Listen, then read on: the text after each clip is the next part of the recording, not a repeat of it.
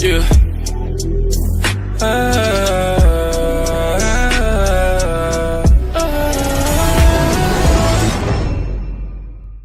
What's going on, y'all? It's your boy Blackhawk Bond 007 back here with another video. You know the vibes. Subscribe. If you don't bite, give me a like. That's right. Become a Blackhawk right here, right now. If you like what I do, I got the latest and the greatest police chases, POV test drives, car tutorials, car news, and car reviews. Let's get into it. All right. Today, we're going to get right to the point. I'm going to be showing y'all how to change a radio, okay? The radio is not working on my 2013 Ford Focus. I have the base model, and with the bare bones radio, like there's not even a screen, it's just a small little digital screen, okay? It looks like this. This is what the screen looks like, okay? A lot of y'all get confused because y'all probably trying to figure out how to reset your radio. I'm not doing no long tutorial where they run their mouth the entire time. We getting right to it because I hate those type of videos. They talk too much. Here's the small screen, and most of the videos you see on YouTube have 8 presets. This is the bare bones base model. It only has 6 radio presets. So if this is the trim level that you're looking for, this is the video for you. I had a crazy stutter. So we're gonna show you different ways to reset the radio, okay? One of the first ones, I tried this already, it didn't work, but I'm going to demonstrate it because just because it doesn't work on my car doesn't mean that it will not work for your car. So I turn the radio off, okay? What you wanna do is you wanna turn the radio on, you're gonna hit this power button, and you're gonna hit this button at the same time, right? And boom, you're gonna hold it for 15 seconds. 1, 2, 3, 4, 5, 6, 7, 8, 9, 10, 11, 12, 13, 14, 15, 16, 17, 18, 19, 20. So nothing happened, right? I hit the power button and the seek right button at the same time, okay? This right here. The power button and the seek right button. I'm gonna try turning it off, right? If you see the screen where it shows the date and the time, which the year is completely off, that means the radio is off. If you hit the power button, I just hit it, and you see Ford Audio Welcome, then it's on. So I tried turning it on this time, then hitting the power button and seek button at the same time and holding it for 15 to 20 seconds. Again, let's try it again.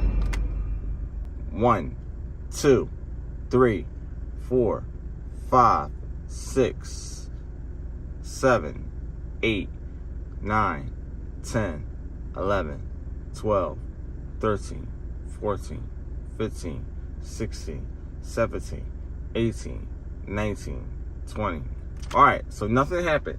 What was supposed to happen was this screen was supposed to go black, and then it was supposed to show this right here, Ford Audio Welcome. I just hit the power button so I can simulate what was supposed to happen.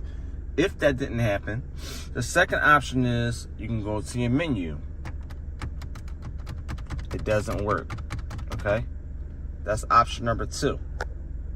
The third option is you're gonna go underneath your footwell where the glove compartment is, and all of the fuses that you need are right there underneath where your PCM stands for power control module. You're gonna go underneath there, look at all the fuses for the radio. So according to this car, there's about 3 to 4 different fuses that you could change on this car to see if that resets the radio. If that don't work, I was told, well, that should work, but I was told when I did my research on Gemini that another way you could do like a crazy factory reset is going to disconnect the battery for about 15 seconds. I don't know, I'd say like 5 to 10 minutes, and then boom, reconnecting it, because that'll like kind of like reprogram everything, like the entire system.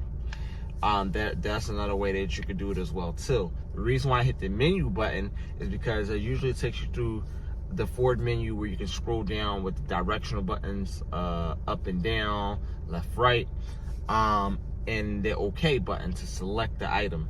And you could do a menu reset, a factory reset from the menu, but because we don't have access to the menu, we need to try option number 3, which is the fuses. So we're gonna go to AutoZone. And also, if you like DIY content, okay, you like car tutorials on how to do things yourself without a mechanic, paying for a mechanic, make sure you hit the subscribe button. Once you subscribe, you have officially became a Blackhawk.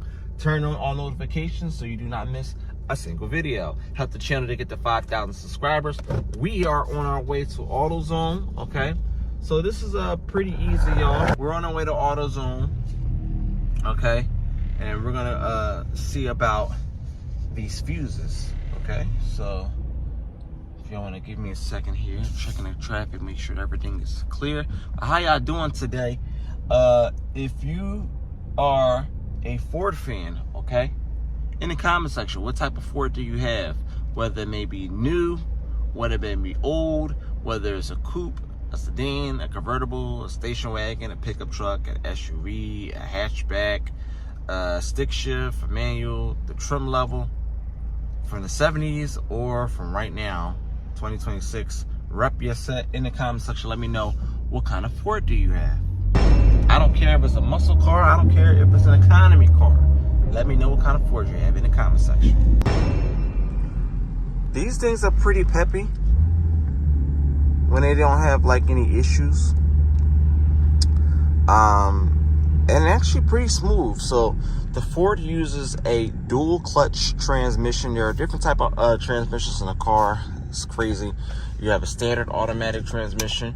You have a manual transmission, you have a CVT transmission, and then you have what this car has. It's a dual clutch transmission. The way a dual clutch transmission works is it has 2 automatic clutches. There's clutch A and there's clutch B. Clutch A operates gears 1, 3, and 5, all of the odd numbers. Clutch B operates gears 1 through 6 and reverse, okay? So one of the common issues on this car is a dual clutch transmission, to where it looks like it's trying to hit 2 gears at the same time, and they kind of clash with each other, which gives you some type of hesitation and pull.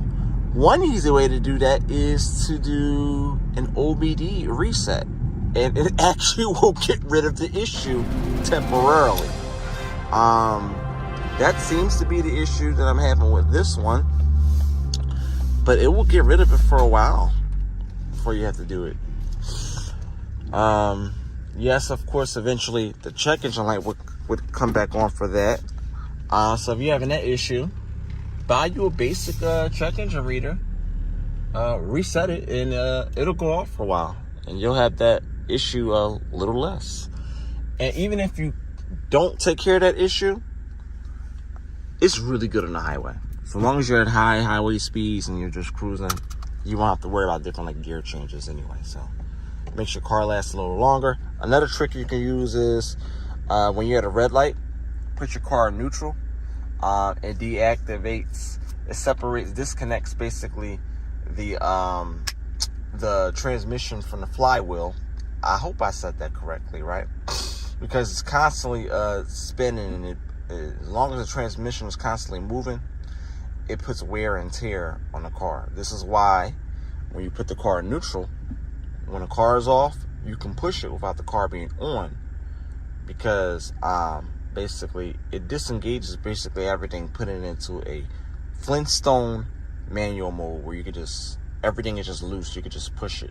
You know what I mean? This is what happens when people's car breaks down and they need to get it somewhere. All right, inside the AutoZone, let's go. Okay, y'all, so you need 2 7.5 amp fuses, okay? That's going to be the red fuse, okay? You're going to need a 15 amp fuse. That's going to be the blue fuse. And you're going to need a 25 amp fuse. That's going to be like a tan color fuse. There are different fuse types, so I'm going to show you which one applies to this car right here. It doesn't matter if you have the base trim level or if you have the top trim level. Same style fuse. All right, we're going to show you this down to the bacon bit, everything. We're in AutoZone, okay? If you sometimes y'all don't feel like looking, look for the owl that says fuses, okay? I'm gonna look at the closest so you can get into that. Fuses, okay? And then you're gonna look at our fuses right here. Look, we got a bunch of fuses. So what you wanna look for is a pack, the kit, okay? So you're gonna look at all the ones we have. One for Honda and Acura, they're the same company. You have Kia, Honda, and Genesis, same company. Nissan and Infiniti, same company. These are just some general aftermarket ones. Like you can get this one right here, the Busman, but you wanna get the fuses that apply to your brand model, okay? Because these are 30s. These are, I see 20 amps. These are 10s. These are 5s. You understand what I'm saying? But none of these apply to this one because we need a 25 amp fuse. So we're gonna go down here. You see a Chrysler, Dodge, Jeep, and Ram. There's GM, and there is Ford. So I'm gonna grab the kit, the fuse kit for Ford, because I'm assuming that they have, now they may not have the fuse that I'm looking for. But we're gonna make this work because they have a 20 and they have a 30 in there. And look, what do we have? We have 25 amp fuse. You cannot see it because it is as clear as this goddamn box. You see it right there on the bottom? That clear one sitting underneath the green. That is your 25 amp fuse that you need. So different color, but same amp. That's all that matters. So we're gonna go ahead and pay for this. Not seen in this video, you also have the need for a fuse puller. I don't need to get one because I already have one in the car, but I'll show you what a fuse puller looks like. You can use some pliers and some small tweezer sized pliers, but these are what the fuse pullers look like. This is also a fuse tester. This is the one that I have. You can test the fuse and see if it's live, right? I like these because they're clear. You can look on the inside and get an idea, see if they're burnt on the inside to see if it's a bad fuse.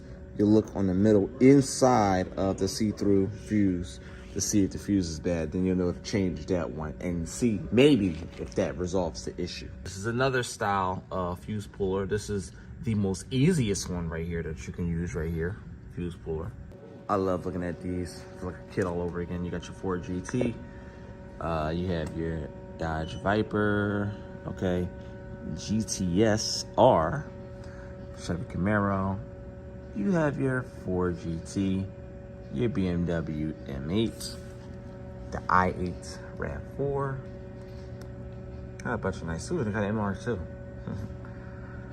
Should I get one of these? Which one do y'all think I should get to sit on my desk for future videos? Look in the comment section. I'm gonna go nice and slow. Is that an actual Jaguar before they went woke? Oh, look at this. Y'all remember this concept? This is supposed to go against BMW M, Cadillac V. Never put it into production. What a shame. Wow, I should get that. That's a rare one right there. I wonder how much they cost. Let me find out how much this costs. Back, y'all. Jaguar was once owned by the Ford. Definitely was. Before the auto crisis back in like 2010. It's at the hub. As much as I want to get it, y'all. Oh, hold on, they have two of them. One of them doesn't even have the decal on it. But if I were to get one, I would get one that's reminiscent of what the channel mostly stands for. And of course, y'all, you know it would have to be the Dodge. Do I need to get this right now? Probably not. But I don't see one. I'll let y'all decide in the comment section. All right, we got the fuses. One thing I am grateful for is the goddamn heat works in this car, and it works very well, goddamn it. All right, here we go. All right, we have our fuse tester right here, like I told you. The reason, look, you can separate it because some fuses are different. They have like a wider one and use it to be able to touch both pins, and then this light will turn on to let you know that the connection is good. If the light doesn't turn on, that means there's a bad connection, which means that fuse is bad. That's the second way that you can check. So we're gonna pull the fuses out. All right, let's get down and dirty. Okay, go underneath here. Usually this has a cover, okay? These is broke right here, the tabs that keep this little carpeted cover on here, but usually you would twist these right here and this other one right here. You see that? This is underneath the glove compartment of the footwell. And there is your PCM, your power control module. You're gonna change this one right here. As you can see, this is number 88. This is where the 25 amp is supposed to go. That is completely missing right there, okay? The second one you're gonna change is, you go up 87, 86, 85, number 80. And you're gonna change that 7.5 amp fuse right there. Okay, we're gonna change that one. All right, the next one I'm gonna change is also this one right here. It's the second column, third from the top, 7.5 amp fuse, okay? And the last one we're gonna change is this 15 amp fuse right here. Third from the bottom. So you see me pointing to it. So we'll change all of those. You don't be like, oh, let's just, you could check the fuses later if you want. But it's like, what else are you saving these damn fuses for? Just use all of them. Just change all of them. Don't check to see if one is bad. You can check to see if all of them is bad. But even if it's good or even if it's bad, fuck it. Just change all of them. That way, if you know you have 4 fresh new fuses, then, you know what I mean? Problem solved. You ain't got to worry about which one is bad, pulling it out a second time. You see this? I'm putting this into the second to last column right there. Okay, that is number 88. Boom.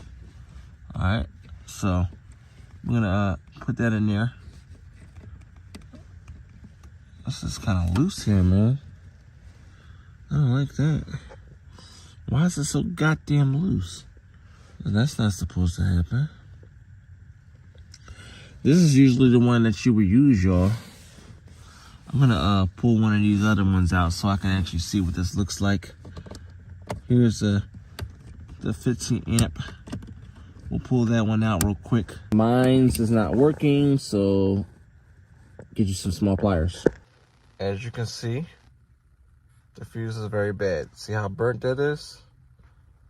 So this is the one you're supposed to use. So we're gonna switch that out, and we're gonna switch all 4 of those out. The reason why this one is so goddamn loose in this one is because on the base model, it looks like there is no fuse slot for it, because this is for like if you have navigation or like a compass, which this one doesn't have. So you won't need this 25 amp fuse, it looks like, okay? So we got one more left to change, and that is the 7.5 amp on the last column to the right.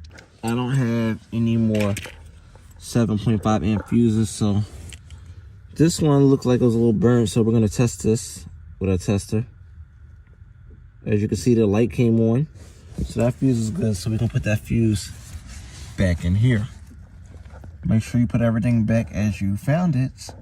As your mother would tell you, put everything back where you found it. Well, no, that's grandma. Grandma would tell you that.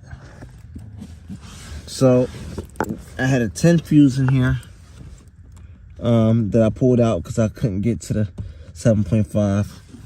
All right, so that's all of them. We're going to start the car, and we're going to see if it works. The fuck did I do with my key?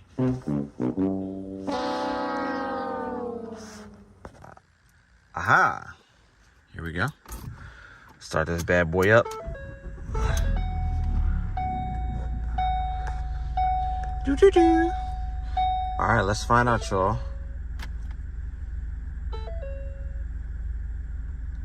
Nothing, right? I'm hitting everything: media, sound, info, menu. Nothing, right? You notice that, right? So we're gonna try this one more time. We're gonna plug that 25 amp in there. Okay. So while we're taking this drive, in the comment section, which compact car from Ford did you ever own? Okay. They had so many Ford Focuses. They had a sedan, they had a coupe, they had a 2-door hatchback, 4-door hatchback, station wagon. They had a traditional coupe. So which one did you have? Ford Escort? In the comment section. All right, here's my thoughts on the drive. So I did that dual clutch thing, like the cold clear, butter smooth. Yes, the light is off for now, but you know, it gets you by in the meantime. You know what I mean? The last trick you can do to fix the radio is to disconnect the battery for a good 15 minutes. That'll reset everything in the computer and start off fresh. So if you try that and that works, let me know in the comment section. But that's a few ways you can fix the radio. So let me know what Ford you have ever owned in general, any Ford, in the comment section. And here is some announcements. Check our blackhawkbond007.com. Here's a tour of the website.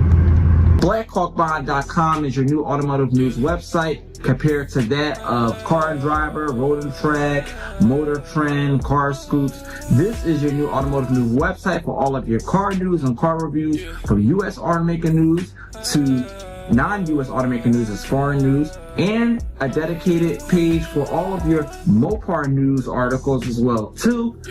Tips on what and what not to do when buying and selling a car, consumer stories, spy photos of future vehicles, videos as well too, future products coming out in 2026, product reviews, all that here on blackhawkbond007.com.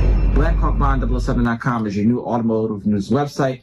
Check it out for all of your automotive needs. All right, if you know the vibes, hit the subscribe. If you don't bite, give me a like, give the video a big thumbs up. Drop a comment in the comment section below. Make sure you share your stories so we can hear some of your good interactions, some of your good purchases, some of your bad purchases, and we can all learn from each other, from mechanics, okay, from the buyer to the consumer to the seller. And until next time, holla at your boy, and I'll see y'all on the next video. Kind of makes me wonder why the hell so many people are trying to tell me to slow down. Seems like motherfuckers should be shutting the hell up and enjoying the show.